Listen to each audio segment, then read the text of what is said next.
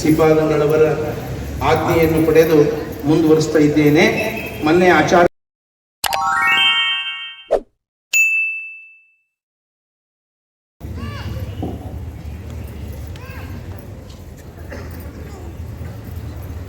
ಶ್ರೀ ಗುರುಭ್ಯೋ ನಮಃ. ಹರಿ ಓಂ.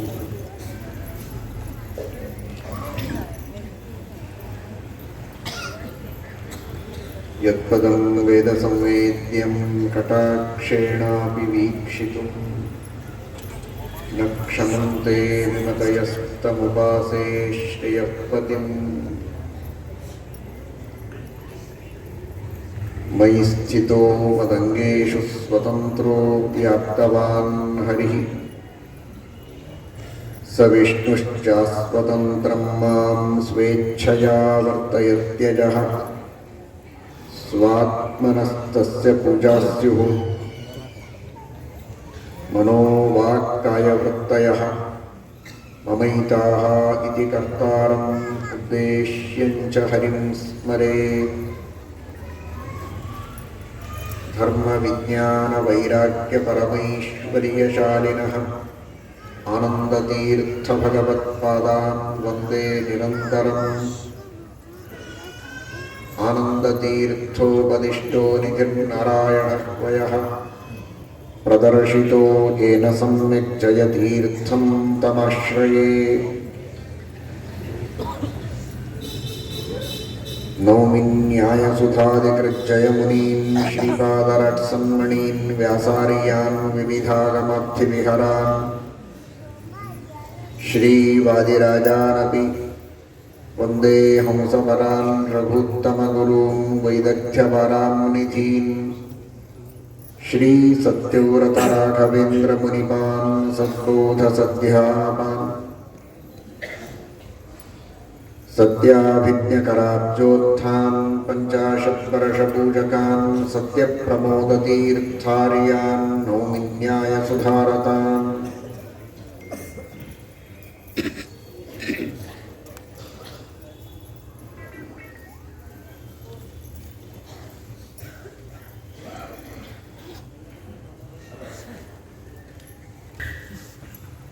ಶ್ರೀಕೃಷ್ಣ ಪರಮಾತ್ಮ ಅಲ್ಲಿ ಉಪದೇಶ ಮಾಡಿದ ನಿರ್ಯೋಗಕ್ಷೇಮ ಆತ್ಮವ, ನನ್ನನ್ನು ಆತ್ಮ ಎಂಬುದಾಗಿ ತಿಳಿ. ನಾನು ಸ್ವಾಮಿ, ನಿನಗೆ ಸ್ವಾಮಿ,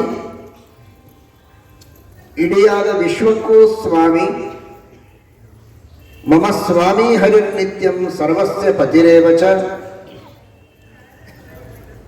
ನನ್ನ ಒಡೆಯ, ನನ್ನ ದೊರೆ, ನನ್ನ ದೇಹದಲ್ಲಿ, ಹೃದಯದಲ್ಲಿ, ಇಂದ್ರಿಯಗಳಲ್ಲಿದ್ದು ನಿಯಾಮಕನಾಗಿ ಪ್ರೇರಣೆಯನ್ನು ಮಾಡುವಂತಹ ಅನಿಮಿತ್ತ ಬಂಧು. ಕರೆದಾಗ ಬಂದು ಸಹಾಯ ಮಾಡುವುದು, ಕರೆಯದಿದ್ದರೂ ಬಂದು ಸಹಾಯ ಮಾಡುವುದು. ಬಂದು ಸಹಾಯ ಮಾಡುವುದಲ್ಲ, ಜೊತೆಗೇ ಇದ್ದು ಸಹಾಯ ಮಾಡೋದು. ಕೆಲವು ದಿನಗಳವರೆಗೆ ಜೊತೆಗಿರುವುದಲ್ಲ, ಕೆಲವು ಸಂದರ್ಭಗಳಲ್ಲಿ ಜೊತೆಗಿರುವುದಲ್ಲ. ಅನಾದಿ ಕಾಲದಿಂದಲೂ ಅನಂತ ಕಾಲದವರೆಗೆ ಜೊತೆಗೇ ಇದ್ದು, ಒಳಗೂ ಇದ್ದು, ಹೊರಗೂ ಇದ್ದು, ಎಲ್ಲ ರೀತಿಯಿಂದ ಉಪಕಾರ ಮಾಡುವ, ಅನುಗ್ರಹ ಮಾಡುವಂತಹ ಏಕೈಕ ವ್ಯಕ್ತಿ ಅವನು ಭಗವಂತ ಮಾತ್ರ. ವಿಚಿತ್ರ, ಇಡೀ ಜೀವನದೊಳಗೆ ಒಂದು ಪ್ರಸಂಗದೊಳಗೆ ಏನೋ ಕಷ್ಟ ಇದ್ದಾಗ ಬಂದು ಒದಗಿದವರನ್ನು ಸ್ಮರಣೆ ಮಾಡ್ತೇವೆ.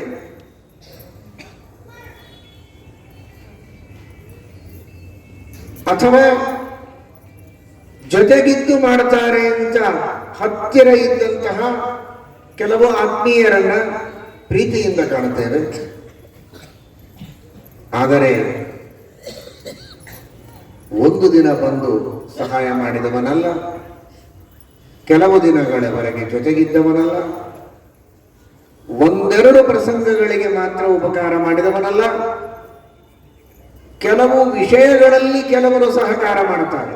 ವೈದ್ಯರು ವೈದ್ಯಕೀಯಕ್ಕೆ ಸಂಬಂಧಪಟ್ಟಂತೆ ರೋಗ ರುಜಿನಗಳಿದ್ರೆ ಸಹಾಯಕ್ಕೆ ಬರ್ತಾರೆ. ಇಂಜಿನಿಯರ್ಗಳು ತಮ್ಮದೇ ಕ್ಷೇತ್ರಕ್ಕೆ ಸಂಬಂಧಪಟ್ಟಂತೆ ಏನಾದರೂ ತಮ್ಮ ಮಿತ್ರನ ಮನೆಯಲ್ಲಿ ಸಮಸ್ಯೆಗಳಿದ್ರೆ, ಅವನ ಮನೆಯಲ್ಲಿ ಏನಾದರೂ ರಿಪೇರಿಗಳಿದ್ರೆ, ಹೊಸದಾಗಿ ಕಟ್ಟಬೇಕು ಅಂತಾದರೆ ಸಹಾಯ ಮಾಡ್ತಾರೆ. ಒಬ್ಬರು ಇನ್ನೊಂದು ಕ್ಷೇತ್ರದಲ್ಲಿ ಕೈ ಹಾಕುವುದಿಲ್ಲ, ಹಾಕ್ಲಿಕ್ಕೆ ಬರುವುದೂ ಇಲ್ಲ. ರಾಜಕಾರಣಿಯಾಗಿದ್ದರೆ ತಾನು ಮಾಡಬಹುದಾದ ಸಹಾಯ ಸಹಕಾರಗಳನ್ನ ಅವರು ಮಾಡ್ತಾರೆ, ಔಷಧಿಗಳನ್ನು ತಂದು ಕೊಡುವುದಿಲ್ಲ. ಆದರೆ ಅನಾದಿ ಕಾಲದಿಂದ ಜೊತೆಗಿದ್ದು, ಒಂದು ಜನ್ಮದಲ್ಲ, ಅನಾದಿ ಕಾಲದಿಂದಲೂ ಜೊತೆಗಿದ್ದು, ಒಂದು ಕ್ಷೇತ್ರದೊಳಗಲ್ಲ, ಪ್ರತಿಯೊಂದು ಕ್ಷೇತ್ರದೊಳಗೂ ಪ್ರತಿಯೊಬ್ಬ ವ್ಯಕ್ತಿಗೂ ಎಲ್ಲ ರೀತಿಯ ಉಪಕಾರಗಳನ್ನು ಮಾಡುವಂತಹ ಒಬ್ಬನೇ ಒಬ್ಬ ವ್ಯಕ್ತಿ. ಅವನು ಭಗವಂತ, ಅವನು ಆತ್ಮ, ಅವನು ಪರಮಾತ್ಮ, ಅವನು ಸ್ವಾಮಿ, ಅವನು ಸರ್ವಸ್ವಾಮಿ. ಆದರೆ ಅವನನ್ನೇ ಮರೆತು ಅಲ್ಪ ಸ್ವಲ್ಪ ಉಪಕಾರ ಮಾಡಿದ ಸಾಮಾನ್ಯ ಜನರನ್ನು ಮಾತ್ರ ನೆನೆಯುವಂತಹ ಪರಿಸ್ಥಿತಿಯಲ್ಲಿ ನಾವಿದ್ದೇವೆ. ಮಹಾಭಾರತ ಹೇಳುವಂತೆ ಕೃತಜ್ಞತೆಗೆ ಸಮಾನವಾದಂತಹ ಪಾಪ ಇಲ್ಲ ಅಂತ ಮಹಾಭಾರತ ಹೇಳುತ್ತೆ. ಅಂತಹ ದೊಡ್ಡ ದೋಷ.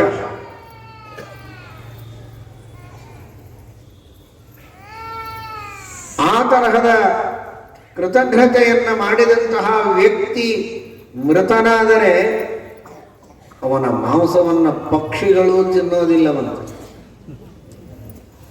ಹದ್ದುಗಳು ಬಂದು ವಾಸನೆ ನೋಡಿ ದೂರ ಹೋಗ್ತವಂತೆ. ಮಹಾಭಾರತದಲ್ಲಿ ವರ್ಣನೆ ಬರ್ತದೆ. ಗೌತಮ ಎಂಬ ಬ್ರಾಹ್ಮಣನ ಕಥೆಯನ್ನು ಹೇಳುತ್ತಾ, ಒಂದು ಪಕ್ಷಿ ಅವನಿಗೋಸ್ಕರ ತನ್ನ ಮಿತ್ರನಾದ ವಿರೂಪಾಕ್ಷನ ಹತ್ತಿರ ಹೋಗಿ ಬೇಕಾದಷ್ಟು ಸಂಪತ್ತನ್ನ ಕೊಡಿಸ್ತೇನೆ ಅಂತ ಕಾರ್ತಿಕ ಮಾಸ ಪೌರ್ಣಿಮಾ ತಿಥಿ ಯಥೇಷ್ಟವಾಗಿ ಬ್ರಾಹ್ಮಣರಿಗೆ ಅನ್ನದಾನಾದಿಗಳನ್ನು ಮಾಡುವಂತಹ ಒಬ್ಬ ರಾಕ್ಷಸ.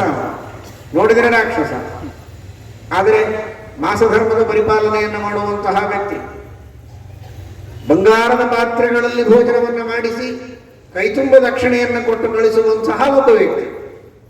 ಅವನ ಹತ್ತಿರ ಕಳಿಸಿ, ನಾಡೀಜಂಘ ಅಂತ ಆ ಪಕ್ಷಿಯ ಹೆಸರು, ಬೇಕಾದಷ್ಟು ಇವನಿಗೆ ಸಂಪತ್ತು ಕೊಡೋ ಹಾಗೆ ಈ ನಾಡೀಜಂಘನ ಹೆಸರು ಹೇಳಿದ್ದಕ್ಕೇನೆ ಅವನು ಬೇಕಾದಷ್ಟು ಸಂಪತ್ತು ಕೊಟ್ಟು ಕಳಿಸ್ತಾನೆ. ಈ ಗೌತಮ ಎಂಬ ಬ್ರಾಹ್ಮಣ ಉಪವಾಸ ಕಷ್ಟಪಟ್ಟು ಬಹಳ ದೂರ ನಡೆದು ಬಂದಿದ್ದಾನೆ ಅಂತ ಗೊತ್ತಾಗಿ ಆ ನಾಡೀಜಂಘ, ಅದು ಬಹಳ ಅದ್ಭುತವಾದ ಪಕ್ಷಿ, ಅದು ಸಾಮಾನ್ಯ ಪಕ್ಷಿ ಅಲ್ಲ, ಒಂದು ದಿವ್ಯ ಪಕ್ಷಿ. ಇವನಿಗೆ ಬೇಕಾದ ಎಲ್ಲ ಹಣ್ಣು ಹಂಪಲುಗಳನ್ನು ತಾನೇ ತಂದು ಕೊಟ್ಟು, ಚಳಿ ಆಗತ್ತೆ ಕೇಳಿ ಕಾರ್ತಿಕ ಮಾಸ ಚಳಿ ಆಗತ್ತೆ ಅಂತ ಅಲ್ಲಲ್ಲಿ ಬಿದ್ದ ಒಣಗಿದ ಎಲೆಗಳನ್ನು ತಂದು ಹಾಕಿ ಬೆಚ್ಚಗೆ ಇವನು ಮಲಗಿ ಬೆಳಗ್ಗೆ ಎದ್ದು ಮತ್ತೆ ಮುಂದೆ ಪ್ರಯಾಣ ಮಾಡುವುದಕ್ಕೆ ಬೇಕಾಗುವಷ್ಟು ವ್ಯವಸ್ಥೆಯನ್ನು ಮಾಡಿಕೊಟ್ಟಿದೆ. ಯಥೇಷ್ಟವಾಗಿ ದಾನ ಕೊಟ್ಟು ಕಳಿಸಿದ್ದಾನೆ. ಅಷ್ಟು ಗೆಳತನ ಆ ರಾಕ್ಷಸ ಹಾಗೂ ಪಕ್ಷಿಗಳಿಗೆ.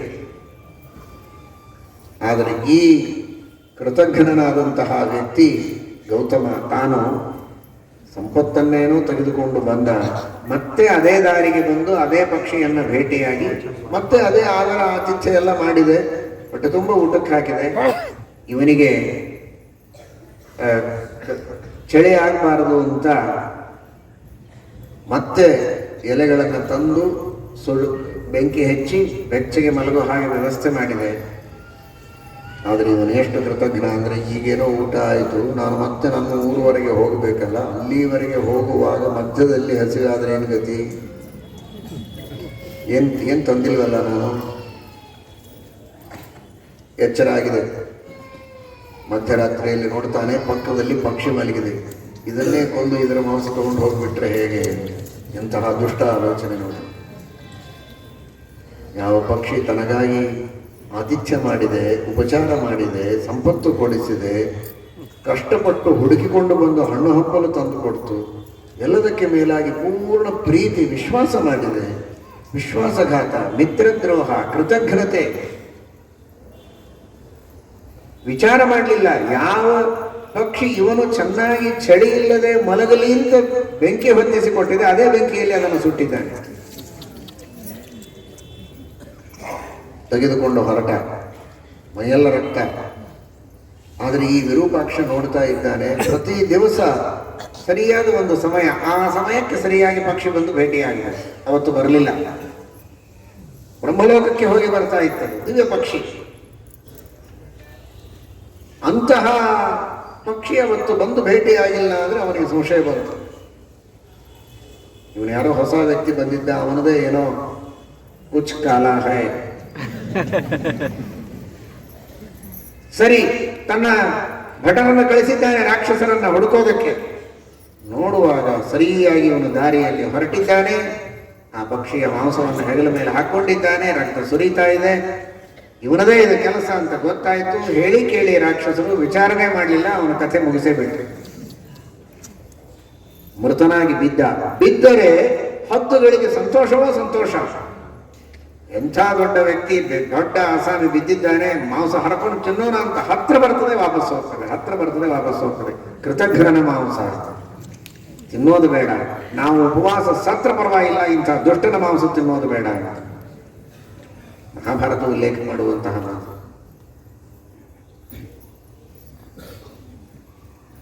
ಇಷ್ಟು ಮುಂದೆ ದೇವತೆಗಳು ಬರ್ತಾರೆ. ಆ ಪಕ್ಷಿಗೆ ಅಮೃತ ಸಿಂಚನ ಮಾಡ್ತಾನೆ ಇಂದ್ರ. ಆ ಪಕ್ಷಿ ಮತ್ತೆ ಬದುಕ್ತದೆ. ನಾಡಿ ಜನ ಆ ಪಕ್ಷಿ ಬದುಕ್ತದೆ. ಕೇಳಿದರೆ ನಂಬೋದಕ್ಕೆ ಸಾಧ್ಯ ಇಲ್ಲ. ಬದುಕಿದ ಮೇಲೆ ಸಾಮಾನ್ಯವಾಗಿ ಸಾಯೋಕ್ಕಿಂತ ಮೊದಲು ಕೇಳ್ತಾರೆ, ಫಾಸಿ ಶಿಕ್ಷಾ ಕೊಡುವಾಗ ಕೊನೆ ಇಚ್ಛೆ ಏನು ಅಂತ. ಇಲ್ಲಿ ಹುಟ್ಟಿದ ಕೂಡಲೇ ಕೇಳಿದರು ಮರು ಬದುಕು. ಪಕ್ಷಿ ಮತ್ತೆ ಬದುಕಿದ ಕೂಡಲೇ ನಿನ್ನ ಇಚ್ಛೆ ಏನು, ನಿನ್ನ ಅಪೇಕ್ಷೆ ಏನು, ನಿನಗೇನ್ ಬೇಕು ಅಂತ. ಆ ಬ್ರಾಹ್ಮಣನನ್ನು ಬದುಕಿಸುವಂತ ಕೇಳ್ತಾರೆ.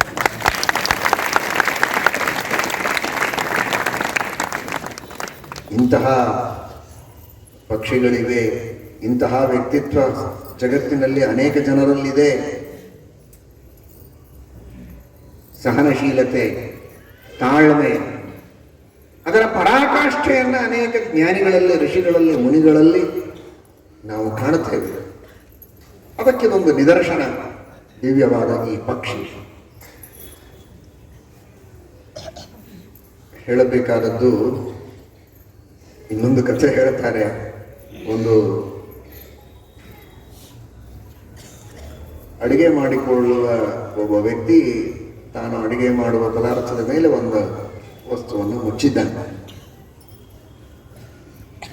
ಅವನು ಯಾರು ಅಡಿಗೆ ಮಾಡ್ತಾ ಇದ್ದ, ಎಲ್ಲಿ ಮಾಡ್ತಾ ಇದ್ದ ಅಂದ್ರೆ ಅಡಿಗೆ ಮಾಡ್ತಾ ಇರೋದು ಸ್ಮಶಾನದಲ್ಲಿ. ಅವನು ಬೇಯಿಸ್ತಾ ಇರೋದು ನಾಯಿಯ ಮಾಂಸವನ್ನು. ಕೆಳಗೆ ಉರಿ ಹಚ್ಚಲಿಕ್ಕೆ ಉಪಯೋಗಿಸಿದ್ದು ಎಲುಬುಗಳನ್ನು. ಅದರ ಮೇಲೆ ಮುಚ್ಚಿದ್ದು ಒಂದು ತಲೆ ಬುರುಡೆ. ಅದನ್ನು ಬೇಯಿಸಲಿಕ್ಕೆ ಉಪಯೋಗಿಸಿದ್ದು ಶೆರೆ. ಒಂದು ಬುರುಡೆ ಒಳಗೆ ಶೆರೆ ಹಾಕಿ ನಾಯಿಯ ಮಾಂಸ ಹಾಕಿ ಅದರ ಮೇಲೆ ಇನ್ನೊಂದು ಬುರುಡೆ ಮುಚ್ಚಿ ಬೇಯಿಸ್ತಾ ಇದ್ದ. ಈ ಮೇಲೊಂದು ಬುರುಡೆ ಮುಚ್ಚಿ ಅಲ್ಲಪ್ಪ, ಯಾಕೆ ಮುಚ್ಚಿದೆ ಅಂತ ಒಬ್ರು ಯಾರೋ ಕೇಳಿದ್ರು. ಯಾಕಂದ್ರೆ ಅವನನ್ನ ಮೈಲಿಗೆ ಆಗಬಾರ್ದು, ಇನ್ನೇನು ಮಡಿ ಉಳಿತಿದ್ರೊಳಗೆ. ಇದ್ರೊಳಗೇನು ಮಡಿ ಏನಿದೆ? ಮಾಡ್ತಾ ಇರೋ ಜಾಗ ಸ್ಮಶಾನ. ಇದೆಲ್ಲ ಇಂಥ ವಸ್ತುಗಳಿವೆ, ಇನ್ನೇನು ನಿನಗೆ ಮೈಲಿಗೆ ಆಗಬೇಕು ಅಂತ ಅಪೇಕ್ಷೆ ಏನಿಲ್ಲ. ಯಾರಾದರೂ ಪಕ್ಕದಲ್ಲಿ ಕೃತಜ್ಞರು ಹೋದರೆ ಅವರ ನೆರಳು ಬಿದ್ದರೆ ಇದಕ್ಕೆ ಮೈಲಿಗೆ ಆಗುತ್ತೆ. ಈ ಮೈಲಿಗೆ ಪರವಾಗಿಲ್ಲ, ಆ ಮೈಲಿಗೆ ಆಗಬಾರ್ದು, ಅದಕ್ಕೆ ಮುಚ್ಚಿನಿ ಅಂದ್ರೆ ಕೃತಜ್ಞತೆಯ ದೋಷ ಎಷ್ಟು ದೊಡ್ಡದು ಅಂತ ಅರ್ಥ ಮಾಡಿ. ಕಥೆಗಳ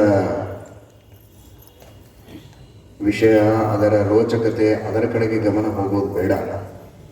ನಾವೆಲ್ಲಿದ್ದೇವೆ ಅನ್ನುವುದರ ಕಡೆಗೆ ಗಮನ ಮಾಡಿ. ಅತೀ ಸಣ್ಣ ಉಪಕಾರ ಮಾಡಿದ ವ್ಯಕ್ತಿಯನ್ನ ಮರೆತರೆ ಒಂದು ಹಣ, ಒಂದು ಕಾಸು, ಒಂದು ಸಂಪತ್ತು, ಒಂದು ದಾನ, ಒಂದು ದಕ್ಷಿಣೆ, ಇದೆಲ್ಲ ಸಣ್ಣ ವಸ್ತು. ದೇವರು ಮಾಡಿದ್ದನ್ನು ಹೇಳೋದಕ್ಕೆ ಶಬ್ದಗಳೇ ಇಲ್ಲ. ಶಬ್ದಗಳಿಲ್ಲ ಅಂದ್ರೆ ಇಲ್ಲ, ನಮಗಿಲ್ಲ ನಿಮಗಿಲ್ಲ ಅಲ್ಲ, ಶಬ್ದಗಳೇ ಇಲ್ಲ. ಯಥೋ ವಾಚೋ ನಿವರ್ತಂತೆ ಅಪ್ರಾಪ್ಯ ಮನಸಾ ಸಹ ಅಶಬ್ದವ ಸ್ಪರ್ಶಮರೂಪಮವೇ ಶಬ್ದೋನಯತ್ರ ಪುರುಕಾರಕವಾನ. ಆ ಭಗವಂತನ ವಿಷಯದಲ್ಲಿ ಯಾವ ಶಬ್ದಗಳೂ ಇಲ್ಲ. ಶಬ್ದಾತಿಗ, ಶಬ್ದ ಮೀರಿ ನಿಂತಹ ವ್ಯಕ್ತಿತ್ವ, ಶಬ್ದಗಳಿಗೆ ಗೋಚರವಾಗದೇ ಇರುವಂತಹ ವ್ಯಕ್ತಿತ್ವ. ಎಂಥ ದೊಡ್ಡ ವಸ್ತುವನ್ನು ಸೆರೆ ಹಿಡಿಯುವ ಶಕ್ತಿ ಶಬ್ದಕ್ಕಿದೆ. ಎಷ್ಟು ದೊಡ್ಡದಾಗಿದೆ ಪರ್ವತ, ಪರ್ವತ 3 ಅಕ್ಷರದಲ್ಲಿ ಮುಗಿಸ್ತೇನೆ. ಬೆಟ್ಟ, ಸಮುದ್ರ ಅನ್ನೋದಕ್ಕೆ ಎಷ್ಟು ಸುಲಭ, ಎಷ್ಟು ದೊಡ್ಡದಾಗಿದೆ ಸಮುದ್ರ. ವಿಶ್ವ, ಇಡೀ ಪ್ರಪಂಚ ಬಂತು. ಈ ತರಹದ ವ್ಯಕ್ತಿತ್ವ, ಇಂತಹ ಒಂದು ಯೋಗ್ಯತೆ ಇರುವಂತಹದ್ದು ಶಬ್ದ. ಅಂಥ ಶಬ್ದವೂ ಕೂಡ ಸಾಮಾನ್ಯವಾಗಿ ಭಗವಂತನ ಪರಿಚಯವನ್ನು ಮಾಡಿಸಬಹುದು, ಇಲ್ಲ ಅಂತಲ್ಲ. ಸಾಮಾನ್ಯವಾದ ಪರಮಾತ್ಮನ ಜ್ಞಾನ ಶಬ್ದದಿಂದಲೇ ಆಗತ್ತೆ. ಶಬ್ದೈಕ ಸಮಧಿಗಮ್ಯ ಪರಮಾತ್ಮ. ಆದರೆ ಶಬ್ದಗಳಿಂದ ಪರಮಾತ್ಮನನ್ನು ಪೂರ್ಣವಾಗಿ ತಿಳಿಯೋದಕ್ಕೆ ಸಾಧ್ಯ ಇಲ್ಲ. ಶಬ್ದಗಳನ್ನು ಮೀರಿ ನಿಂತ ವ್ಯಕ್ತಿತ್ವ ಪರಮಾತ್ಮನದು. ಏನು ಅಂತ ಹೇಳಿ ಮುಗಿಸೋಣ. ಅಂತಹ ಆ ಪರಮಾತ್ಮನ ವ್ಯಕ್ತಿತ್ವ ಅಲ್ಲ ಬರೀ ಅವನು ದೊಡ್ಡವನಿದ್ದಾನೆ ಅನ್ನೋದಲ್ಲ, ಅವನು ನಮಗೆ ಮಾಡಿದ ಉಪಕಾರವೇ ಶಬ್ದಗಳಿಂದ ಹೇಳಿ ತೀರಿಸುವುದಕ್ಕೆ ಸಾಧ್ಯ ಇಲ್ಲದೆ ಇದ್ದಷ್ಟಿದೆ. ನನಗೆ ಮಾಡಿದ ಉಪಕಾರವೇ ಶಬ್ದಗಳಿಂದ ಹೇಳಲು ಸಾಧ್ಯ ಇಲ್ಲ. ನಿನಗೆ ಮಾಡಿದ ಉಪಕಾರವನ್ನು ಅಲ್ಲ, ಅವನಿಗೆ ಒಬ್ಬೊಬ್ಬ ವ್ಯಕ್ತಿಗೂ ಅನಂತ ಉಪಕಾರಗಳನ್ನು ದೇವರು ಮಾಡಿದ್ದಾನೆ. ಒಟ್ಟು ನಮಗೆಲ್ಲ ಸೇರಿ ಅಲ್ಲ, ಒಬ್ಬೊಬ್ಬ ವ್ಯಕ್ತಿಗೆ ಅನಂತ ಉಪಕಾರ ಮಾಡಿದ್ದಾನೆ. ಮಮ ಸ್ವಾಮಿ ಹರಿರ್ನಿತ್ಯಂ ಸರ್ವಸ್ಯ ಪತಿರೇವ ಚ. ಶಬ್ದಗಳು ಚಿಕ್ಕದಾಗಿವೆ ಅಂತ ಅನಿಸುತ್ತೆ, ಆದರೆ ಅದರ ಗರ್ಭದಲ್ಲಿ ಅಡಗಿದ್ದು ಅಪಾರವಾದ ನಿಸ್ಸೀಮವಾದಂತಹ ಭಗವಂತನ ಉಪಕಾರಗಳನ್ನು ಹೇಳುವಂತಹ ಮಾತು ಶ್ರೀಮದ್ ಆಚಾರ್ಯರು ಅನುವ್ಯಾಖ್ಯಾನದಲ್ಲಿ ತಿಳಿಸುವ ಮಾತು.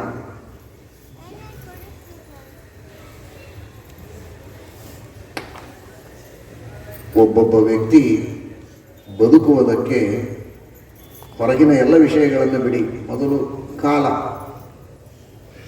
ಒಂದೊಂದು ಕ್ಷಣದ ಸಂಬಂಧ ಪ್ರತಿಯೊಬ್ಬ ಜೀವನಿಗೆ ಆಗಬೇಕು. ಯಾವುದೇ ಒಂದು ವಸ್ತು ತೆಗೆದುಕೊಳ್ಳಿ, ಇದೊಂದು ವಸ್ತು, ಈ ವಸ್ತು ಇದೆ ಅನ್ನುವುದಕ್ಕೆ ಅರ್ಥ ಇದೆ. ಒಂದು ವಸ್ತು ಇದೆ, ಈ ಶಬ್ದದ ಅರ್ಥ ಇದೆ. ಅಥವಾ ಅದರ ಅಸ್ತಿತ್ವ ಅಂದ್ರೆ ಏನು?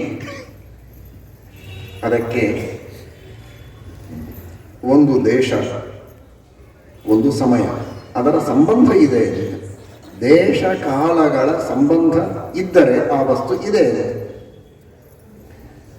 ಇದೊಂದು ದೇಶದಲ್ಲಿದೆ, ಇದೇ ಪ್ರದೇಶದಲ್ಲಿ ಈ ಗಡಿಯಾರ ಇದೆ. ಈ ಗಡಿಯಾರ ಯಾವತ್ತು ಮ್ಯಾನುಫ್ಯಾಕ್ಚರ್ ಆಯಿತು ಅವತ್ತಿನಿಂದ ಇದು ಪೂರ್ಣ ಡಿಸ್ಟ್ರಾಯ್ ಆಗುವವರೆಗೆ ಇರುತ್ತೆ. ಅಷ್ಟು ಕಾಲದ ಸಂಬಂಧ ಅದಕ್ಕಿದೆ. ಹಾಗೆ ಈ ಟೇಬಲ್ಲು, ಮೈಕು, ಕುರ್ಚಿ, ಪ್ರತಿಯೊಬ್ಬ ವ್ಯಕ್ತಿ, ಅವನ ದೇಹ, ಅಸ್ತಿತ್ವ ಇದೆ ಎನ್ನುವ ಶಬ್ದಕ್ಕೆ ಒಂದು ದೇಶದ, ಒಂದು ಕಾಲದ ಸಂಬಂಧ ಅದಕ್ಕೆ ಇದೆ. ಅಸ್ತಿತ್ವ ಇರೋವರೆಗೆ ಅದು ಇರುತ್ತೆ, ಅದಿಲ್ಲ ಅಂದ್ರೆ ಅಸ್ತಿತ್ವ ಇಲ್ಲ. ಹಾಗಾದರೆ ಅರ್ಥ ಮಾಡಿಕೊಳ್ಳಿ, ನಾವೆಲ್ಲ ಹೇಗೆ ದೇವರನ್ನ ನೆನೆಸ್ತೇವೆ ಅಂದರೆ ಸ್ಥೂಲವಾಗಿ ನೆನೆಸ್ತೇವೆ. ಇನ್ನೊಬ್ಬರು ಮಾಡಿದ ಉಪಕಾರ ನೆನೆಸುವಾಗ ನಾವು ಹಾಗೆ ನೆನೆಸೋದು. ನಾವು ಮಾಡಿದ್ದನ್ನು ಇನ್ನೊಬ್ಬರು ನೆನೆಸುವಾಗ ಮಾತ್ರ ಏನಾದರೂ ಒಂದನ್ನು ಮರೆತರೂ ಅದನ್ನು ಬಿಟ್ಟಲ್ಲ, ಇದನ್ನ ಯಾಕೆ ಬಿಟ್ಟಿ ಅಂತ ಕೇಳ್ತಿರ್ತೀವಿ.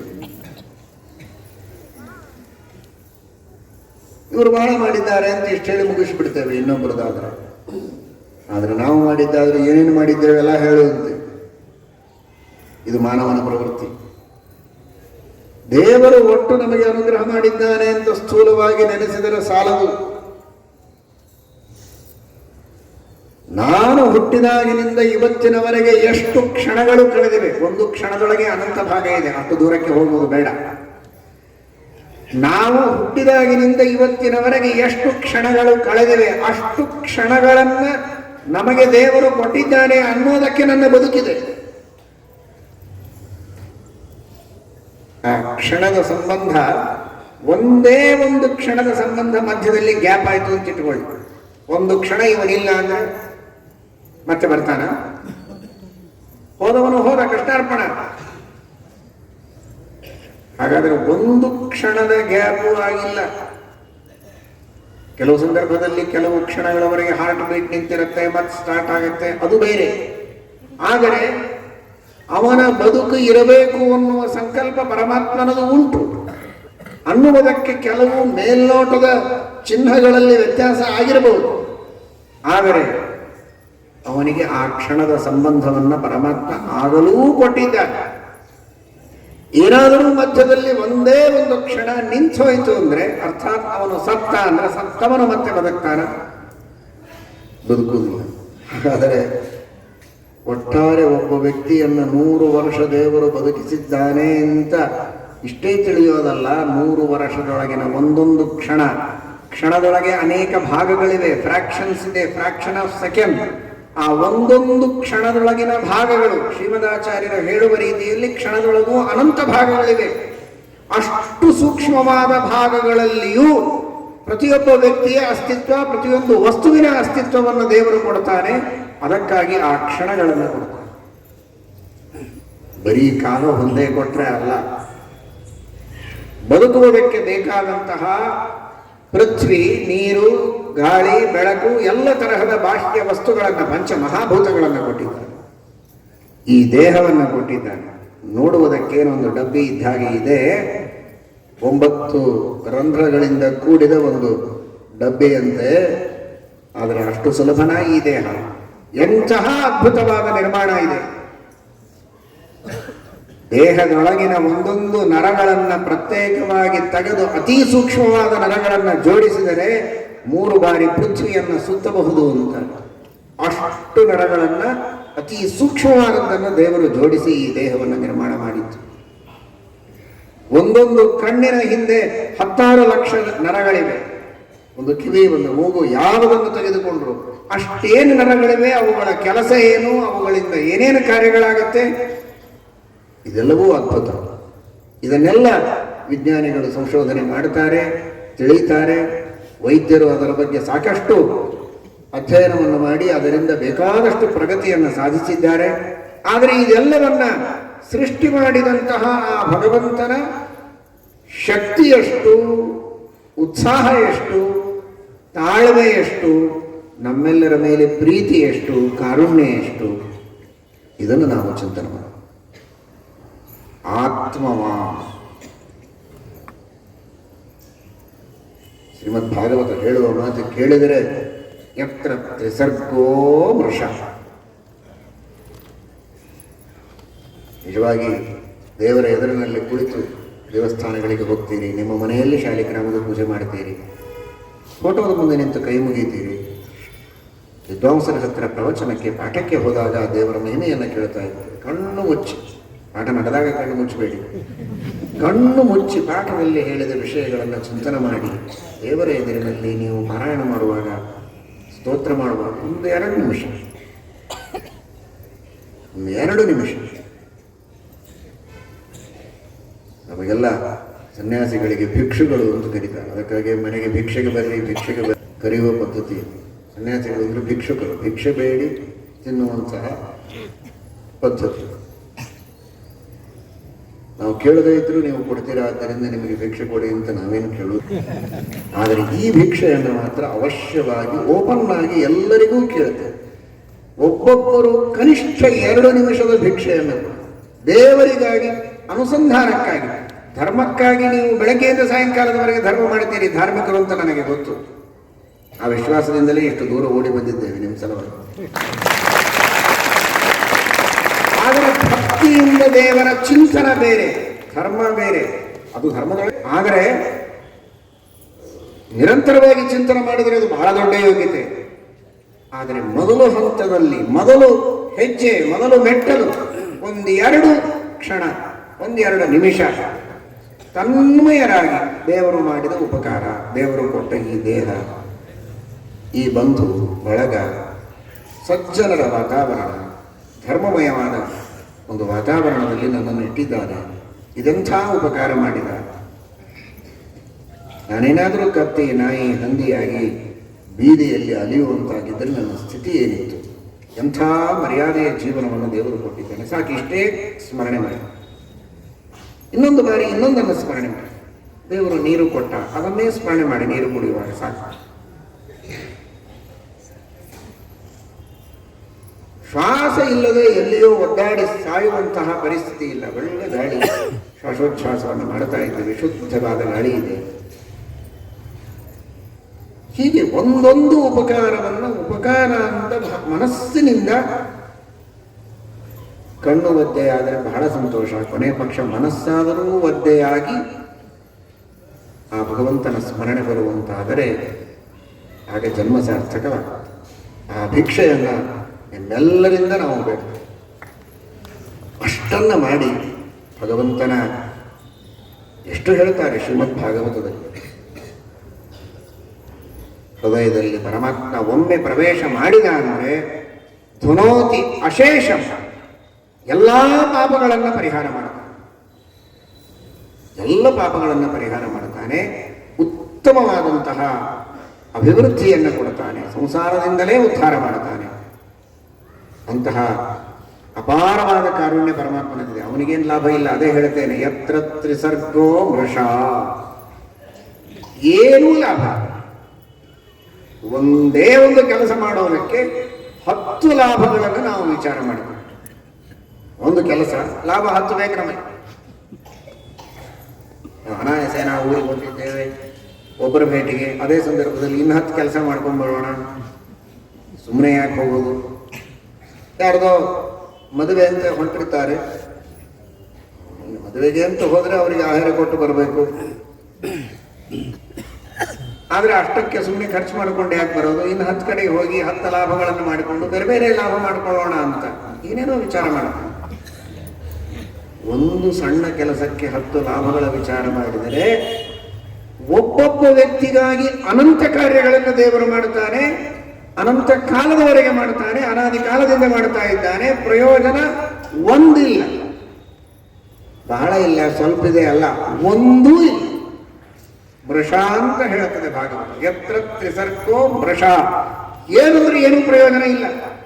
ಸ್ವಾರ್ಥ ಅನ್ನುವುದು ಏನೂ ಇಲ್ಲ. ಸಿದ್ಧಾರ್ಥ, ಅವನಿಗೇನು ಬೇಕೋ ಎಲ್ಲ ಅವನ ಹತ್ರ ಇದೆ. ಅವನೇನು ಮಾಡಬೇಕು ಅಂದ್ಕೊಂಡಿದ್ದಾನೆ, ಮಾಡ್ಲಿಕ್ಕೆ ಸಮರ್ಥ. ಯಾರು ಸಹಾಯ ಬೇಕಾಗಿಲ್ಲ. ಸಿದ್ಧ ಸಂಕಲ್ಪ. ಅಂತಹ ಸ್ವಾಮಿ ಕೃತಕೃತ್ಯನಾದ ಪರಮಾತ್ಮ, ಆದರೂ ಎಲ್ಲವನ್ನೂ ಮಾಡ್ತಾನೆ. ಅಂದ್ರೆ ನಾನು ಯಾಕೆ ಹೇಳಿದ್ದೆ ಅಂದ್ರೆ, ಇಷ್ಟು ಅಂತರ ಇದೆ. ಹೀಗಿರುವಾಗ ಒಂದು ಸ್ವಲ್ಪ ಏನಾದರೂ ಶಕ್ತಿ ಬಂತು, ಸಾಮರ್ಥ್ಯ ಬಂತು ಅಂದ್ರೆ ನಾನೇನು ಸಾಮಾನ್ಯ ಅಲ್ಲ, ನಾನೇ ದೇವರು ಇರಬಹುದೇನೋ ಅಂತ ಅಹಂಕಾರದಿಂದ ಕೆಲವರು ತಿಳ್ಕೋತಾರೆ. ಅಲ್ಲ, ನಾನೇ ದೇವರಾದ್ರೆ ಚತುರ್ಭುಜಗಳು ಬೇಕಲ್ಲ, ಎಲ್ಲ ಒಳಗೆ ಮುಚ್ಕೊಂಡಿರ್ಬೇಕು ಬಿಡ್ರಿ. ಇದು ನನ್ನ ಮಾತಲ್ಲ, ಬಾಣಭಟ್ಟ ಹೇಳ್ತಾನೆ.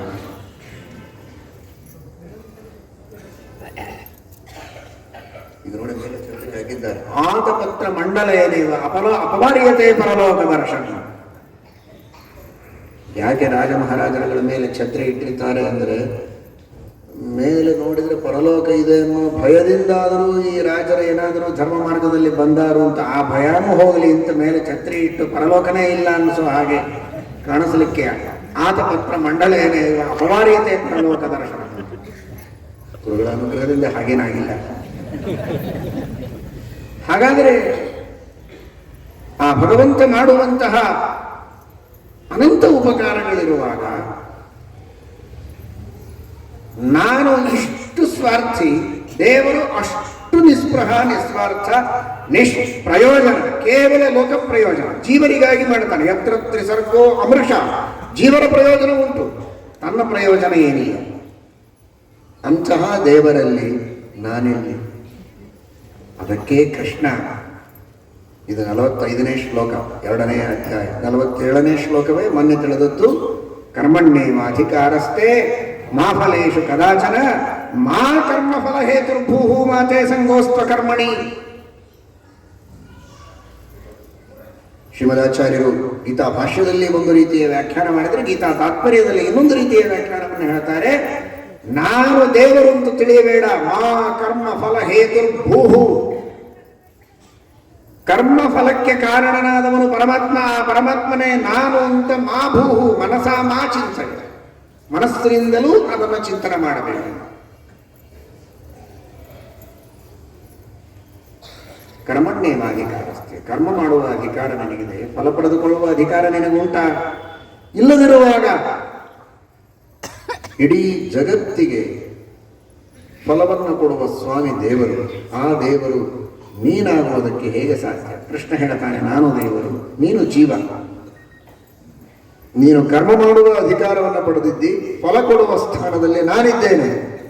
ನೀನು ನಾನು ಒಂದಾಗುವುದು ಹೇಗೆ? ಮಾ ಕರ್ಮ ಫಲ ಹೇತುರ್ಭೂಹು. ಕರ್ಮವನ್ನು ಮಾಡಬಹುದು. ನೋಡಿ, ಒಬ್ಬ ವ್ಯಕ್ತಿ ಹೋಮಾನ ಪಾರಾಯಣದ ಬಗ್ಗೆ ಹೇಳ್ತಾನೆ.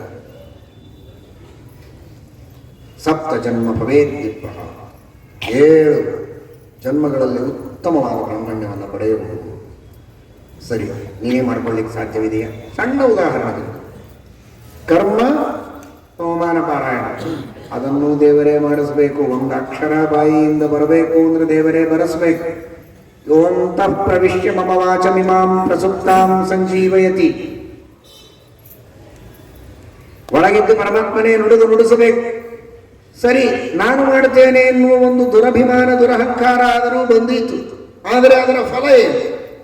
ಆ ಕರ್ಮದ ಫಲ ಏನು? ಹೋಮಾನ ಪಾರಾಯಣದ ಫಲ ಏನು? 7 ಜನ್ಮಗಳಲ್ಲಿ ಅತೀ ಉತ್ತಮವಾದಂತಹ ಸತ್ಕುಲ ಪ್ರಸೂತರಾಗಿ, ಬ್ರಾಹ್ಮಣನಾಗಿ ದೇವರ ಪೂಜಾದಿಗಳನ್ನು, ವೇದಾದಿಗಳ ಅಧ್ಯಯನ ಮಾಡುವ ಸೌಭಾಗ್ಯ ಸಿಗತ್ತೆ. ಸರಿ, ಅದನ್ನು ಪಡೆದುಕೊಳ್ಳೋದಕ್ಕೆ ನಿನಗಾಗತ್ತ? ಆಗೋದಾಗಿದ್ರೆ ಒಂದು ಲಿಸ್ಟ್ ಕೊಟ್ಬಿಡು ಸಾಕು. ಎಲ್ಲ ಶಾಸ್ತ್ರಗಳಲ್ಲಿ ಏನೇನು ವ್ಯತ್ಯಾಸ ಮಾಡಬೇಕು ಚೇಂಜ್ ಮಾಡಿ ಅದನ್ನೆಲ್ಲ ಎಡಿಟ್ ಮಾಡಿ ಮತ್ತೆ ಪ್ರಿಂಟ್ ಮಾಡೋಣ. ಒಂದು ಲಿಸ್ಟ್ ಕೊಡು. ಇನ್ನು ಮುಂದಿನ 7 ಜನ್ಮ ಎಲ್ಲಿ ಬ್ರಾಹ್ಮಣನಾಗಿ ಹುಟ್ಟಬೇಕು ಅಂತ ನೀನು ಅನ್ಕೊಂಡಿದೆಯಾ? ಯಾವ್ಯಾವ ಊರುಗಳಲ್ಲಿ ಯಾವ ತಂದೆ ತಾಯಿಗಳನ್ನು ಆರಿಸಿದೆಯಾ ಹೇಳು. ಮತ್ತೆ ಕರ್ಮ ಮಾಡುವುದಕ್ಕೆ ಸಾಧ್ಯ ಇದೆ ಅಂತ ಅಹಂಕಾರ ಆದರೂ ನಿನಗಿದೆ, ಆದರೆ ಕರ್ಮದ ಫಲವನ್ನು ನಾನು ಪಡೆದುಕೊಳ್ಳುತ್ತೇನೆ ಅಂತ ಅಹಂಕಾರ ಆದರೂ ನಿನಗಿದೆಯಾ? ಇದ್ರೆ ಒಂದು ಲಿಸ್ಟ್ ಕೊಡು. ಒಳ್ಳೆಯದಷ್ಟೇ ಅಲ್ಲ, ಕೆಟ್ಟದ್ದಕ್ಕೂ ಹೀಗೆ. ಕೆಟ್ಟ ಕರ್ಮವನ್ನು ಮಾಡ್ತಾನೆ, ಆದರೆ ಕೆಟ್ಟ ಕರ್ಮದ ಫಲ ಜನ್ಮಾಂತರದಲ್ಲಿ ನಾನಾ ವಿಧವಾದಂತಹ ರೋಗಗಳು, ರುಜಿನಗಳು, ಕಷ್ಟಗಳು, ನಷ್ಟಗಳು, ನರಕದಲ್ಲಿ ವಿವಿಧ ಯಾತನೆಗಳು, ಅವುಗಳನ್ನು ಪಡೆಯೋ ಅಧಿಕಾರ ನಮಗಿಲ್ಲ. ಬರುತ್ತೆ, ತನ್ನಷ್ಟಕ್ಕೆ ತಾನೇ ದೇವರು ಕೊಡ್ತಾನೇ ನಾವು ಅನುಭವಿಸ್ತೇವೆ. ಇಂಥ ಕಷ್ಟಗಳನ್ನು ನಾನು ಅನುಭವಿಸ್ತೇನೆ ಅಂತ ಅದನ್ನು ಅನುಭವಿಸಲಿಕ್ಕೂ ಸಾಧ್ಯ.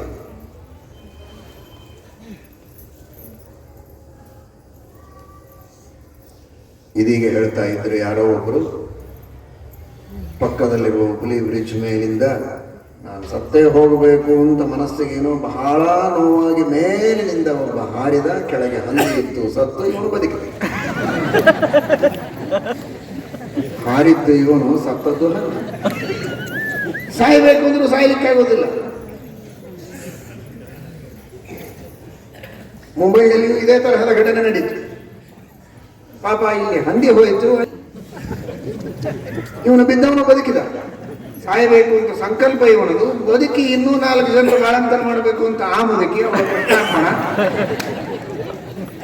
ಇವನು ಬದುಕಿದ. ಸಾಯಲಿಕ್ಕೂ ಆಗುವುದಿಲ್ಲ.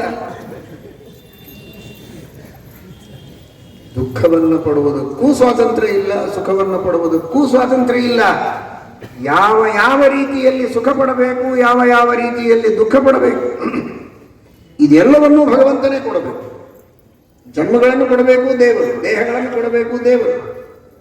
ಏನು ಹಾರಾಡ್ತಾನೆ ಹುಟ್ಟಿದ ಮೇಲೆ, 1-2 ಅಕ್ಷರ ಕಲಿತ ಮೇಲೆ ಇಡೀ ಜಗತ್ತನ್ನು ಕೈಯಲ್ಲಿ ಇಟ್ಕೊಳ್ತೇನೆ ಅಂತ ಕುಣಿತಾನೆ, ಜಿಗಿತಾನೆ, ಹಾರಾಡ್ತಾನಲ್ಲ. ಹುಟ್ಟುವಾಗ ಎಲ್ಲಿತ್ತು ನಿನ್ನ ಸ್ವಾತಂತ್ರ್ಯ? ಇನ್ನೇ ಭಾಗವತ ತಾತ್ಪರ್ಯದಲ್ಲಿ ತತ್ವನಿರ್ಣಯ ಟೀಕೆಯಲ್ಲಿ ಟೀಕಾಕೃತ್ಪಾದರು ಹೇಳ್ತಾರೆ, ಭಾಗವತ ತಾತ್ಪರ್ಯದಲ್ಲಿ ಶ್ರೀಮದಾಚಾರ್ಯರು ತಿಳಿಸ್ತಾರೆ. ಹುಟ್ಟುವಾಗ ಇಂಥಲ್ಲಿ ಹುಟ್ಟಬೇಕು, ಹೀಗಿರಬೇಕು, ಇಂಥವ್ರ ಮನೆಯಲ್ಲಿರಬೇಕು, ಇಂಥ ತಂದೆ ಮದುವೆಯಾಗುವುದಕ್ಕೆ ಕನ್ಯೆಯನ್ನು ಆರಿಸ್ತಾನೆ ಅಥವಾ ಕನ್ಯೆ ವರನನ್ನು ಹುಡುಕ್ತಾಳೆ, ಇಂಥದೇ ಬೇಕು ಅಂಥದೇ ಬೇಕು ಅಂತ. ಇಂಥ ತಂದೆನೇ ಇರಬೇಕು, ಇಂಥ ಅಪ್ಪನ ತಾಯಿಯೇ ಇರಬೇಕು ಅಂತ ಹುಡುಕಿ ಅಂಥ ತಂದೆ ತಾಯಿಗಳಲ್ಲಿ ಹುಟ್ಟಿದವರು ಯಾರಿದ್ದೀರಿ? ಒಬ್ಬರೇ ಅಂತ ಹೇಳಿ. ಜನ್ಮಾಂತರದಲ್ಲಿ ಕರ್ಮಗಳನ್ನ ಮಾಡಿ ಆ ಕರ್ಮಗಳಿಗೆ ತಕ್ಕಂತೆ ಯಾವ ತಂದೆ ಯಾವ ತಾಯಿ ಯಾವ ಮನೆಯಲ್ಲಿ ಶ್ರೀಮಂತರೋ ಬಡವರೋ ಸಜ್ಜನರೋ ದುರ್ಜನರೋ ಯಾರ ಮನೆಯಲ್ಲಿ ಹೇಗೆ ಹುಟ್ಟುತ್ತೇವೆ ಗೊತ್ತಿಲ್ಲ. ಯಾಕೆ ಹೇಳಿಕ್ ಬಂದೆ? ಮಾ ಫಲೇಶು ಕದಾಚನ, ಫಲದಲ್ಲಿ ಸ್ವಾತಂತ್ರ್ಯ ಇಲ್ಲ. ಕರ್ಮಣ್ಯೇವ ಅಧಿಕಾರಸ್ಥೆ, ಕರ್ಮ ಮಾಡೋ ಅಧಿಕಾರ ಇರಬಹುದು, ಫಲ ಪಡೆಯೋ ಅಧಿಕಾರ ಇಲ್ಲ, ಕೊಟ್ಟದ್ದನ್ನು ಅನುಭವಿಸಬೇಕು. ಹೀಗಿರುವಾಗ ಕರ್ಮಫಲ ಹೇತುವಾದ ಈಶ್ವರನೇ ನಾನು ಅನ್ನುವ ಅಹಂಕಾರ ಯಾಕೆ ನಿನಗೆ? ಅರ್ಜುನನಿಗಿಲ್ಲ. ಜಗತ್ತಿಗೆ ಹೇಳ್ತಾನೆ ಪರಮಾತ್ಮ, ನಿಮಿತ್ತ ಮಾತ್ರ ಅರ್ಜುನ, ಅವನು ಜ್ಞಾನಿ. ಮಾ ಕರ್ಮ ಫಲ ಹೇತು ಭೂಹು ಮನಸಾ ಮಾ ಭೂಹು ಅಂತ ರಾಯರು ಅರ್ಥ ಬರೀತಾರೆ. ಗೀತಾ ತಾತ್ಪರ್ಯದಲ್ಲಿ ನ್ಯಾಯ ದೀಪಿಕೆಯಲ್ಲಿ ಶ್ರೀಮದ್ ಆಚಾರ್ಯರು ಟೀಕಾಕೃತ್ಪಾದರು ಹೇಳಿದ್ದನ್ನು ಬಹಳ ಸುಂದರವಾಗಿ ತಿಳಿಸಿಕೊಡ್ತಾರೆ. ಮನಸ್ಸಿನಿಂದಲೂ ಕರ್ಮಫಲ ಹೇತು ಈಶ್ವರ ನಾನು ಅಂತ ತಿಳಿಯಬೇಡ. ಅವನವನೇ, ನೀನು ನೀನೇ. ಎಂದಿಗೂ ನೀನು ಈಶ್ವರನಲ್ಲ, ನೀನು ಈಶ್ವರನ ದಾಸ. ಅವನು ಈಶಾ, ನೀನು ದಾಸ. ಮಾ ಕರ್ಮಫಲ ಹೇತು. ಓ, ಇಷ್ಟು ಮಹತ್ವ ಇದೆಯೇ? ದೇವರನ್ನ ಸರ್ವಸ್ವಾಮಿ, ಅವನು ಸರ್ವಾಂತರ್ಯಾಮಿ ಅಂತ ತಿಳಿದು ಭಕ್ತಿಯಿಂದ ಕಣ್ಣು ಮುಚ್ಚಿ ನೆನೆದರೆ ಸಕಲ ಪಾಪಗಳ ಪರಿಹಾರವಾಗ್ತದೆ, ಎಲ್ಲ ಇಷ್ಟಾರ್ಥಗಳ ಪ್ರಾಪ್ತಿಯಾಗ್ತದೆ ಅಂತಂತೀರಲ್ವಾ? ಅಷ್ಟೇ ಮಾಡುತ್ತೇವೆ. ಯಾವ ಕರ್ಮಗಳನ್ನು ಮಾಡೋದಿಲ್ಲ. ಅಷ್ಟು ದೊಡ್ಡದು ಹರಿಸ್ಮರಣೆ, ಅಷ್ಟು ದೊಡ್ಡದು ಪರಮಾತ್ಮನನ್ನ ಸ್ವಾಮಿ ಅಂತ ತಿಳಿಯುವುದು ಅಂತಾದರೆ ಅದನ್ನೇ ಮಾಡುತ್ತೇನೆ. ಮಾತೆ ಸಂಗೋಸ್ತ್ವ ಕರ್ಮಣಿ, ಅದನ್ನು ಮಾಡಲೇಬೇಕು, ಅದನ್ನೇ ಮಾಡುತ್ತೇನೆ ಅಂತನಬೇಡ. ಕೆಲವು ಶಬ್ದಗಳನ್ನು ಎಲ್ಲಿಡಬೇಕು ಅಲ್ಲೇ ಇಡಬೇಕು, ಎಲ್ಲಿ ಬೇಕಲ್ಲಿ ಒಗೆಯೋದಲ್ಲ, ಅದನ್ನು ಇಡಬೇಕು. ಹರಿಸ್ಮರಣೆಯನ್ನು ಮಾಡಲೇಬೇಕು, ಅಲ್ಲಿ ಏವಕಾರ ಬರಬೇಕು. ಹರಿಸ್ಮರಣೆಯನ್ನೇ ಮಾಡಬೇಕು, ಇನ್ಯಾವ ಕರ್ಮವನ್ನು ಮಾಡಬಾರದು. ಅಲ್ಲ, ಹರಿಸ್ಮರಣೆಯನ್ನು ಮಾಡಲೇಬೇಕು. ಬೇರೆ ಕರ್ಮಗಳನ್ನು ಬಿಡುವಂತಿಲ್ಲ. ವಿಹಿತ ಕರ್ಮಗಳನ್ನು, ದೇವರೇ ಆಜ್ಞೆ ಮಾಡಿದ ಕರ್ಮಗಳನ್ನು ಮಾಡುವುದೇ ನಿಜವಾಗಿ ದೇವರಿಗೆ ಸಲ್ಲಿಸುವ ಗೌರವ. ಶ್ರೀಮತ್ ಸತ್ಯ ಧ್ಯಾನತೀರ್ಥ ಶ್ರೀಪಾದಂಗಳು ಬರುತ್ತಾರೆ ಸಭಾಸಾರ ಸಂಗ್ರಹದಲ್ಲಿ. ತಂದೆ ತಾಯಿಗಳ ಮೇಲೆ ತುಂಬ ಪ್ರೀತಿ ಇದೆ. ಎಷ್ಟು ಪ್ರೀತಿ! ಅವರು ಎದುರಿಗೆ ಬಂದರೆ ನಮಸ್ಕಾರ, ಅಡುಗೆ ಮನೆಯಲ್ಲಿ ಕಂಡ್ರೆ ನಮಸ್ಕಾರ, ಹೊರಗೆ ಬಂದರೆ ನಮಸ್ಕಾರ, ಅಮ್ಮ ಅನ್ನೋದು, ಅಪ್ಪ ಅನ್ನೋದು. ಎಷ್ಟು ಪ್ರೀತಿ ಮಾಡ್ತಾನೆ ನನ್ನ ಮಗ. ಮಗು, ನಮಗಿಬ್ಬರಿಗೂ ವಯಸ್ಸಾಯ್ತಪ್ಪ, ಒಂದು ಸ್ವಲ್ಪ ಹಾಲು ತಗೊಂಡು ಬರ್ತೀಯ? ಅದೆಲ್ಲ ಆಗಲ್ಲ. ನಿಮ್ಮನ್ನು ಕಂಡ್ರೆ ಪ್ರೀತಿ, ತುಂಬ ಪ್ರೀತಿ. ಯಾವುದಕ್ಕೆ ಬಂದಿದ್ದು ಪ್ರೀತಿ? ಯಾವ ತಾಯಿ ತನಗೆ ಹುಟ್ಟಿದಾಗ ಹಾಲು ಕುಡಿಸಿದ್ದಾಳೆ, ಬೆಳೆಸಿದ್ದಾಳೆ, ತುತ್ತು ಬಾಯಿಯಲ್ಲಿಟ್ಟಿದ್ದಾಳೆ, ಒಂದೊಂದು ಅಕ್ಷರ ಕಲಿಸಿದ್ದಾಳೆ, ಅಂತಹ ತಾಯಿ ತಂದೆ ಹೇಳಿದ್ದಕ್ಕೆ ಒಂದು ಹಾಲು ತರಲಿಕ್ಕಾಗೋದಿಲ್ಲ, ಮೊಸರು ತರಲಿಕ್ಕಾಗೋದಿಲ್ಲ, ತರಕಾರಿ ತಂದುಕೊಳ್ಳಿಕ್ಕಾಗೋದಿಲ್ಲ, ಕೈಯಲ್ಲಿ ಸಹಾಯ ಮಾಡೋದಿಲ್ಲ, ಆದರೆ ತುಂಬ ಪ್ರೀತಿ. ಏನು ತುಂಬ ಪ್ರೀತಿ? ಆ ತುಂಬ ಎಂಬ ಶಬ್ದಕ್ಕೆ ಅರ್ಥ ತುಂಬು ತೆಗೆಯೋದು ಅಂತಾರಲ್ಲ, ಆ ತುಂಬ. ನಿಜವಾದ ಪ್ರೀತಿ ಇದ್ದರೆ ಸೇವೆ ಮಾಡಬೇಕು, ಅವರನ್ನು ಸಂತೋಷಪಡಿಸಬೇಕು, ಕಷ್ಟದಲ್ಲಿದ್ದಾಗ ಸಹಾಯ ಮಾಡಬೇಕು. ಅವರ ಕಷ್ಟದಲ್ಲಿ ನಾನು ಸಹಾಯ ಮಾಡಬೇಕು ಅನ್ನೋದಕ್ಕೆ ಅವರ ಕಷ್ಟದಲ್ಲಿ ಬರಲಿ ಅಂತ ಅಪೇಕ್ಷೆ ಪಡಬಾರದು. ಅವರು ಸುಖವಾಗಿದ್ದರೂ ಸೇವೆ ಮಾಡಬೇಕು. ದೇವರಿಗಂತೂ ಆ ಪ್ರಶ್ನೆಯೇ ಇಲ್ಲ. ನಿರ್ದುಃಖ ನಿರ್ದೋಷ, ಅವನಿಗೆ ಸಹಾಯನೇ ಬೇಕಾಗಿಲ್ಲ. ಅವನಿಗೆ ಯಾರ ಸಹಾಯ ಸಹಕಾರಗಳು ಬೇಡ. ಅಲ್ಲಿ ಕೇವಲ ನಮ್ಮ ಉದ್ಧಾರಕ್ಕಾಗಿ ನಾವು ದೇವರ ಆಜ್ಞೆಯನ್ನ ಪರಿಪಾಲನೆ ಮಾಡಬೇಕು. ತಂದೆ ತಾಯಿಗಳಿಗೂ ಇಲ್ಲಿಗೂ ವ್ಯತ್ಯಾಸ ಇದೆ. ಇಲ್ಲಿಯವರೆಗೆ ಜೀವರು ಕಷ್ಟ ನಷ್ಟಗಳು ಇರುತ್ತೆ, ದೇವರಿಗೆ ಏನಿದೆ? ಅವನು ಹೇಳೋದೆಲ್ಲ ನಮ್ಮ ಉದ್ಧಾರಕ್ಕಾಗಿ ಹೇಳೋದು. ಮತ್ತೆ ಅದೇ ಮಾತು ಬರುತ್ತೆ, ಯತ್ರ ತ್ರಿಸರ್ಗೋ ಮೃಷ. ಅವನು ಹೇಳೋದೇ ನಮ್ಮ ಉದ್ಧಾರಕ್ಕಾಗಿ. ಅದನ್ನೂ ನಾವು ಮಾಡದೇ ಇದ್ರೆ ದೇವರ ಮೇಲೆ ಭಕ್ತಿ ಮಾಡ್ತೇವೆ ಅನ್ನೋ ಮಾತಿಗೆ ಏನರ್ಥ? ಅಷ್ಟು ನಿನಗೆ ನಿಜವಾಗಿ ನನ್ನ ಮೇಲೆ ಪ್ರೀತಿ ಇದೆಯಾ? ಸಂಧ್ಯಾವಂದನೆ ಮಾಡಪ್ಪ, ಪರೋಪಕಾರ ಮಾಡು, ದಾನ ಧರ್ಮಗಳನ್ನು ಮಾಡು, ಯಜ್ಞಯಾಗಾದಿಗಳನ್ನು ಮಾಡು, ತೀರ್ಥಯಾತ್ರೆಯನ್ನು ಮಾಡು, ಸಮಾಜ ಸೇವೆ ಮಾಡು. ಅದೆಲ್ಲ ಮಾಡೋದು ನಿನ್ನ ಸ್ಮರಣೆ ಮಾಡುತ್ತೇನೆ ಅಂದರೆ ದೇವರು ಕೇಳೋದಿಲ್ಲ. ಕೃಷ್ಣ ಹೇಳ್ತಾನೆ, ಮಾತೆ ಸಂಗೋಸ್ತ್ವ ಕರ್ಮಣಿ. ಕರ್ಮ ಇಲ್ಲದೆ ಇರ್ತೇನೆ ಅಂತನಬೇಡ. ಬಹಳ ನಿಶಕ್ತಿಯಾಗಿದೆ, ಅಶಕ್ತಿಯಾಗಿದೆ, ಕೈ ಎತ್ತಿ ಕೆಲಸ ಮಾಡಲಿಕ್ಕೆ ಆಗೋದಿಲ್ಲ, ಕಾಲೆತ್ತಿ ಇಡ್ಲಿಕ್ಕೆ ಆಗೋದಿಲ್ಲ. ಸರಿ, ಆಗ ಏನು ಮಾಡಲಿಕ್ಕಾಗದೇ ಇದ್ರೂ ಮನಸ್ಸಿನಿಂದಾದರೂ ಭಗವಂತನ ಸ್ಮರಣೆ ಮಾಡು. ಅದು ಬೇರೆ, ಅದು ಆಪತ್ತು, ಅಶಕ್ತಿ. ಮಾಡಲಿಕ್ಕೆ ಆಗೋದೇ ಇಲ್ಲ ಅನ್ನೋದಕ್ಕೆ ಮಾನಸಿಕವಾಗಿ ಮಾಡಬಹುದು. ಆದರೆ ಶಕ್ತಿ ಇದ್ದು ನಾನು ಮಾಡೋದಿಲ್ಲ ಅನ್ನೋ ಹಾಗಿಲ್ಲ. ಕೃಷ್ಣನ ಶಬ್ದಗಳು ನೋಡಿ, ಮಾತೆ ಸಂಗೋಸ್ತ್ವ ಕರ್ಮಣಿ. ಎಂದೋ ಒಂದು ದಿನ ಬಹಳ ಜ್ವರ, ಬಹಳ ಆಸಕ್ತಿ, ಇನ್ನೇನೋ ಬಹಳ ದೊಡ್ಡ ರೋಗ ರುಜಿನೆ ಸಮಸ್ಯೆ ಇದೆ ಅನ್ನೋದಕ್ಕೆ ಕರ್ಮ ಮಾಡದೆ ಮನಸ್ಸಿನಲ್ಲಿ ಧ್ಯಾನ ಮಾಡಿದರೆ ಪರವಾಗಿಲ್ಲ. ಆದರೆ ಅದರೊಳಗೆ ನಿನಗೆ ಸಂಘ ಬೇಡ, ಆಸಕ್ತಿ ಬೇಡ, ಕರ್ಮ ಬಿಟ್ಟೇ ಇರಬೇಕು ಅನ್ನುವ ಒಂದು ರುಚಿ ಕಾಣಬೇಡ, ಕಾಮಚೋರಾಗಬೇಡ. ಅದರೊಳಗೆ ಸಂಘ ಬೇಡ. ಅನಿವಾರ್ಯವಾಗಿ ಮಾಡುವುದು ಬೇರೆ, ಸಂಘ ಇರೋದು ಬೇರೆ. ಮಾತೆ ಸಂಗೋಸ್ತು ಅಕರ್ಮಣಿ. ಕರ್ಮ ಬಿಡುವುದರೊಳಗೆ ಆಸಕ್ತನಾಗಬೇಡ, ಅದನ್ನು ಚಟ ಮಾಡ್ಕೋಬೇಡ. ಕರ್ಮ ಮಾಡುವುದು ನಿನ್ನ ಅಭ್ಯಾಸವಾಗಲಿ, ಅದು ನಿನ್ನ ರೂಢಿಯಾಗಲಿ. ಆದರೆ ಮಾಡುವಾಗ ಹರಿಸ್ಮರಣೆಯನ್ನು, ಕೈ ಮೀರಿದಾಗ, ಶಕ್ತಿ ಇಲ್ಲದೆ ಇರುವಾಗ ಮನಸ್ಸಿನಿಂದ ದೇವರ ಧ್ಯಾನ ಮಾಡಿ, ಪ್ರಾರ್ಥನೆ ಮಾಡಿ, ಪ್ರಾಯಶ್ಚಿತ್ತವನ್ನು ಮಾಡಿಕೊಳ್ಳಿ. ಮಾತೆ ಸಂಗೋಸ್ತು ಅಕರ್ಮಣಿ. ಕರ್ಮವನ್ನು ಶ್ರದ್ಧೆಯಿಂದ ಮಾಡಬೇಕು.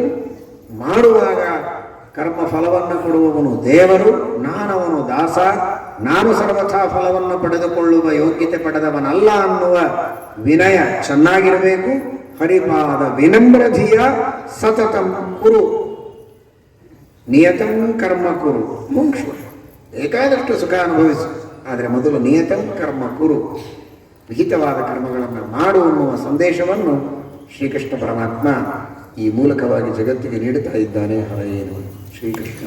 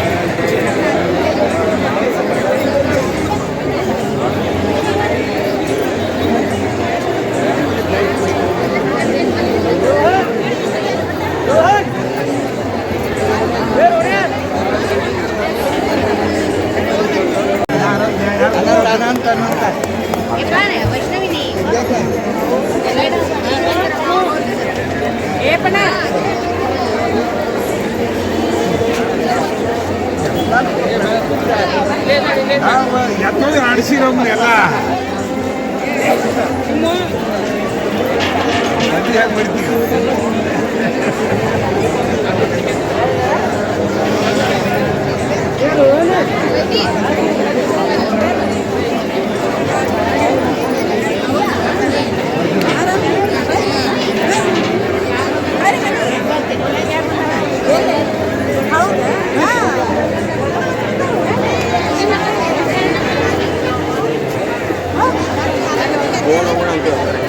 ನಾಳೆ